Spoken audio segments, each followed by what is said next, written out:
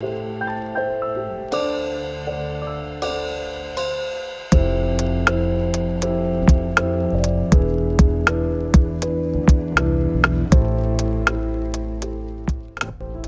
today we are going to be doing a super simple mid fade.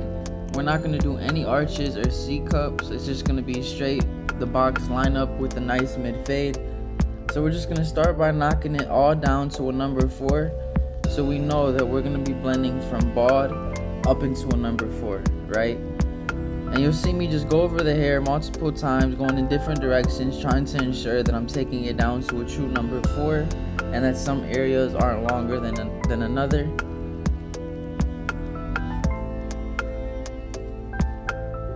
So to start off the fading process, we're gonna go ahead and use our trimmer, whatever you use. This is the Gold FX Babblish trimmer, and we're gonna make our bald line right where the bottom of the box area is, and we're gonna follow that straight back.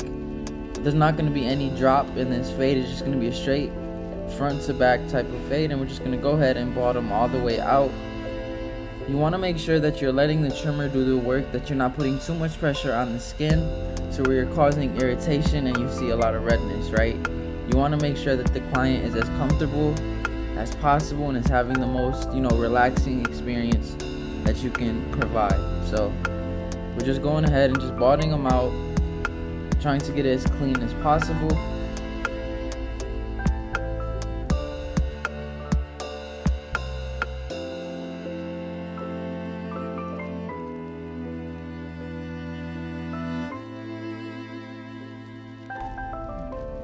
You'll see me just go over it multiple times just to make sure I have every single, piece of stubble, so that way my shaver can go ahead and have a smooth shave and get it as close as possible to the skin. And now I'm just going to go ahead and do the same thing on the other side of the head, and I'm just going to connect that right in the back. And I'm not pressing, drastically hard with the trimmer. I'm just tapping. You don't really have to do much with the trimmer. This is just to go ahead and lay out the foundation of that guideline. So you don't have to go, press in that guideline like as if you were doing a design, right? You can just press it in very softly. And now we're just going to go ahead and bottom out. Get it nice and clean.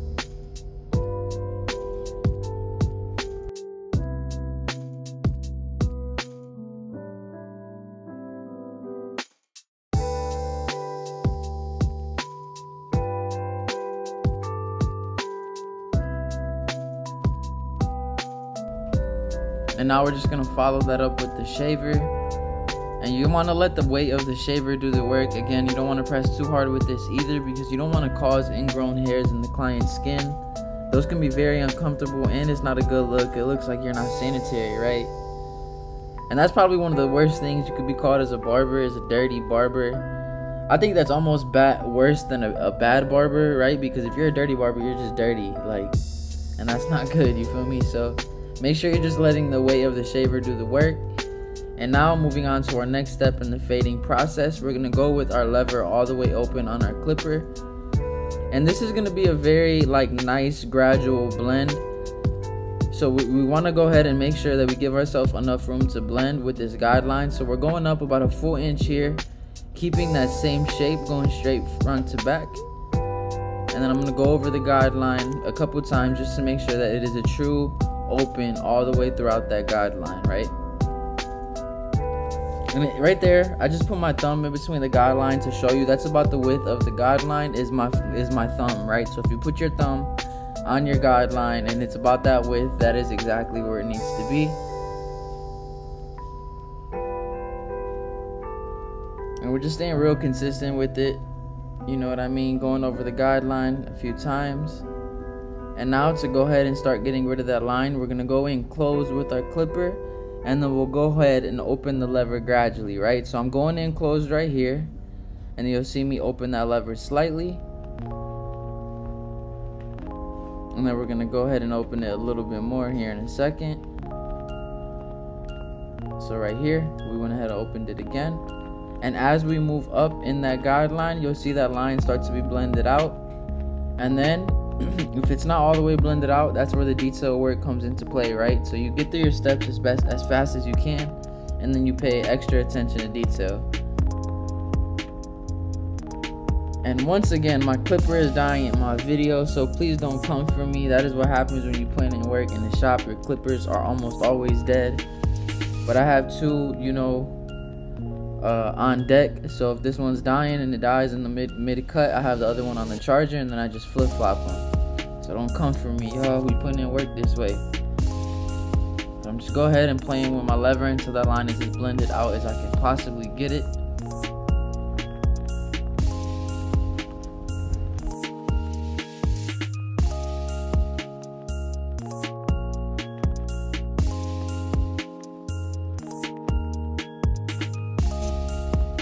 And if you can get a cut like this down packed to the point where you can do it, you know, with excellence and at the next level, you're pretty solid, right? Because this is one of the most simple and most in-demand haircuts is a bald fade, right? Especially a bald fade into a short length like a number 4. So moving on to our next step, we're gonna go with our number 1 guard all the way open. And let me know if this is helping you guys out, putting the guard that I'm using and showing you how I open the lever. Let me know down in the comments if this is a little bit more helpful when it comes to learning how to fade and cut hair, right? So now we're just going up about a full inch again, thumbs width, with the 1 guard all the way open, right above that clipper open. And we're just being real consistent with it, making sure that we're making straight and even guidelines.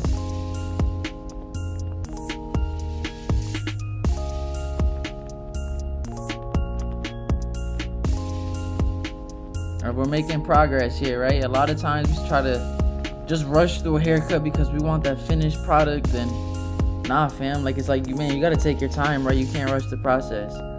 And now to get rid of that line in between the open and 1 open, we're gonna go ahead with our half guard and we're gonna go open to closed. So we're going in open, attacking that line, and if open isn't doing the job, we'll go ahead and close the lever slightly. So open is just lightening up that line here. So you'll see me go ahead and close that lever here in a second. I'm just going ahead and focusing the camera. But again, this is open. Trying to get it as blended as possible. And then right here, I go ahead and close that lever just slightly. And you can see as we move down and close that lever, that line starts to get blended out. And then right here, I closed it almost all the way.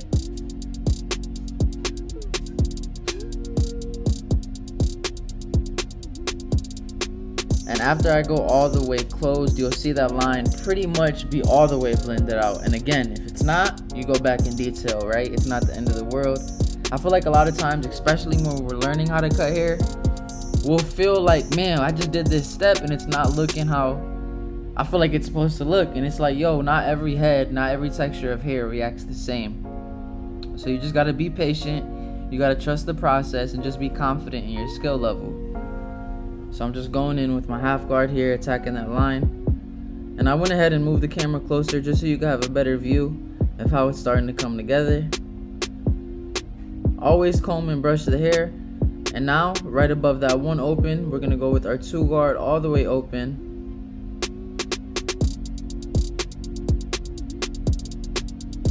And with this, we're really not even making a guideline. What we're doing here is trying to blend into that number 4 as best as we can, right?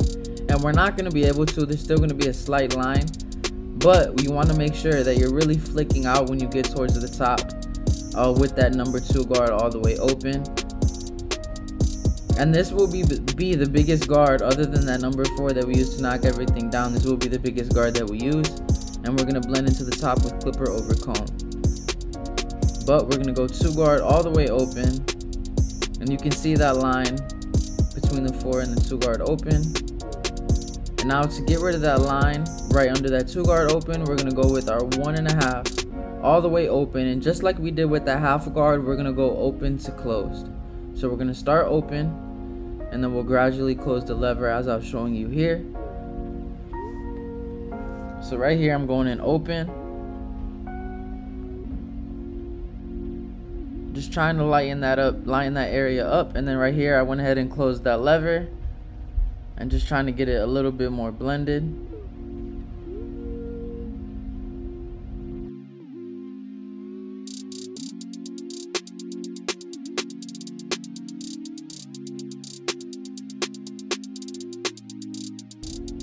Hey man, I'm not even gonna cap at you. This beat kind of go crazy. And now, since that 1.5 wasn't doing the job fully, I went ahead and grabbed my number 1 guard all the way open once again. And I'm using a lot of the corner of the blade just so I don't take off too much hair, right? Because what using the corner of the blade allows you to do is go into those longer areas and just kind of detail, right? Get into those dark spots that 1.5 couldn't get. So now I'm just playing with the lever, just trying to get that blend looking as consistent and fluid as possible with that number 1.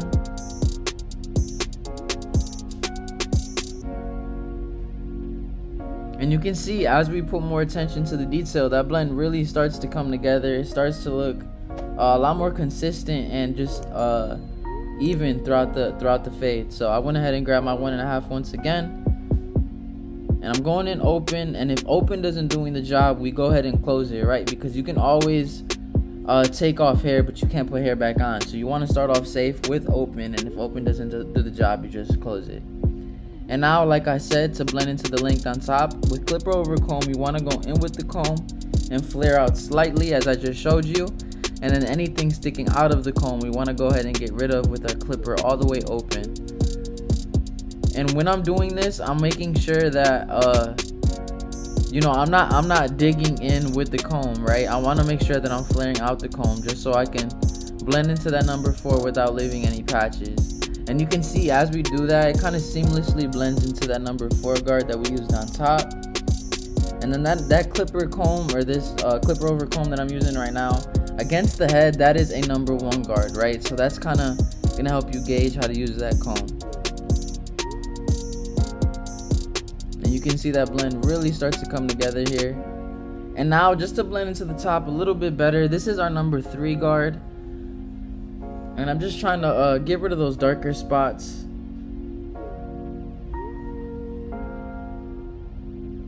Make sure you're combing the hair and brushing the hair as you fade, right? Because when you're going against the grain of the hair, it tends to lift the hair up, and you want to make sure that you're laying in its natural position.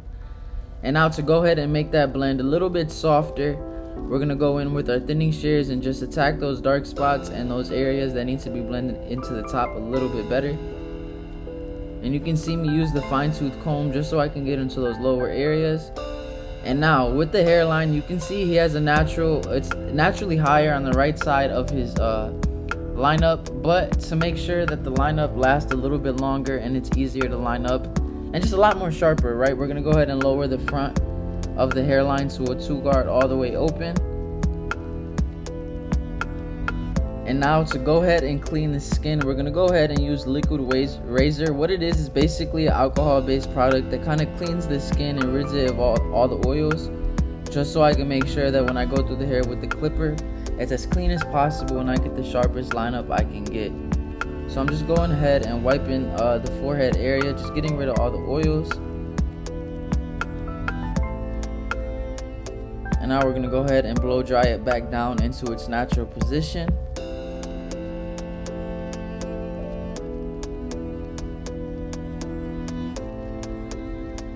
And since he does have the natural recession area there in the right corner, you don't want to dig into it too much, right? So I still start in the middle of the forehead, and then I move to the left or right side, whichever you prefer.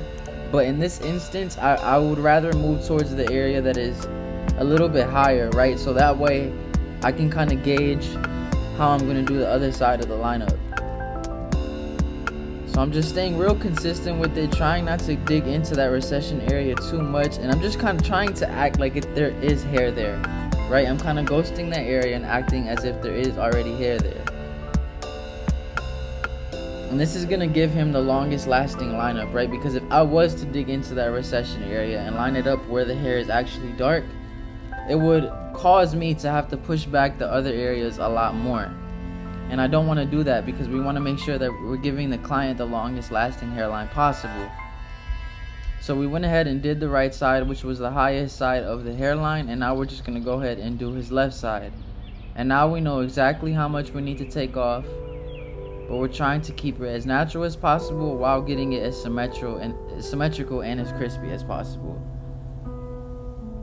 And I'm just combing throughout the hair, trying to make sure that I get all those flyaway hairs, so when he goes home, takes a shower, and brushes his hair back down, he doesn't have a lot of hangover hairs.